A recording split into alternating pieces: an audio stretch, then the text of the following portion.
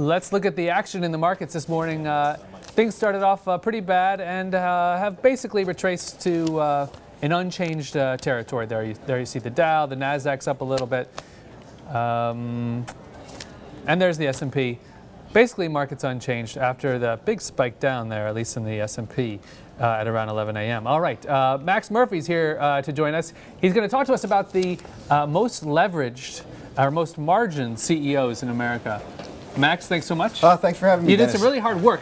You basically read through hundreds of individual employment agreements, proxy statements, and you found the CEOs across companies in the U.S. who have a significant amount of their holdings in margin accounts. Tell us about what you found and how you did it. That's right. Well, I did a simple search on the SEC website for margin accounts or margin account. They are usually said one way or the other, and wound up with about 300 filings. It's not coal mining, but it was tedious and long work to look through and see which ones, the most of them, that said we prohibit this practice or we sharply curtail it. You need special approval from the general counsel, versus the dozen or 2 dozen, about 20 really, that had this practice where it was sort of they sort of hedge it. They say in margin or other accounts, but some of it's there, and the more you dig, the more you find that at least some of their shares are pledged to a margin account. Now, the most interesting person I found on your list was Fred Smith. It is.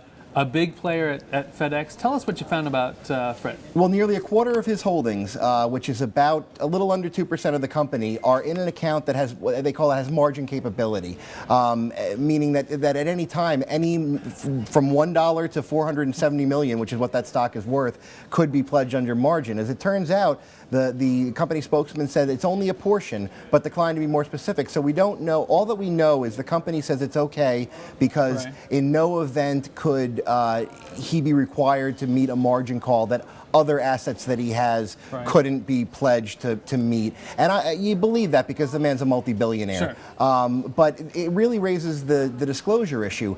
If this is not a problem, and AT&I, which we cover, Atlantic Telenetwork in the story, that most people don't know. That most people don't know, 29% is owned by the chairman and founder. Usually it's the founder in these cases who have these big margin accounts. Makes sense. Right. They want to unlock their value. Right. And 20% is in this account that's linked to margin. But as it turns out, the CEO, his son, tells us that really the stock would have to drop to 5 cents a share in the 30s now for there to be a margin call. Essentially no chance of it. Now, of course, this became an issue, and you got onto it because of the margin problems for the founder of Green Mountain Coffee Roasters.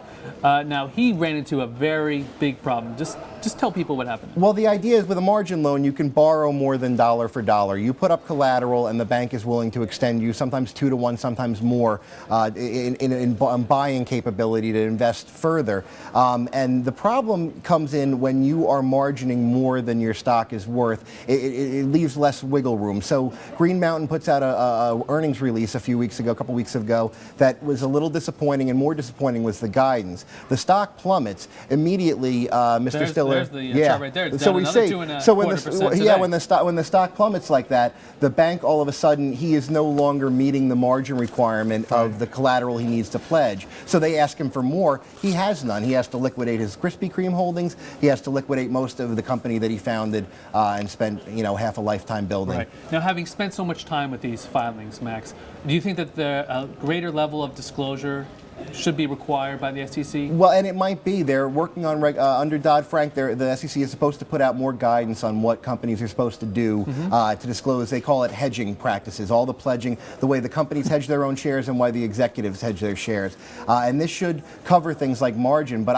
I get the impression with the companies that would at least talk to us, Iron Mountain, AT&I, and FedEx, they said it was not a problem at all. I think that they should proactively disclose why it's not a problem. And tell us, for example, that sure, Mr. Smith has 25% of his holdings pledged to an account with margin capability, but only 1 million of those shares are at risk, or just a real fraction.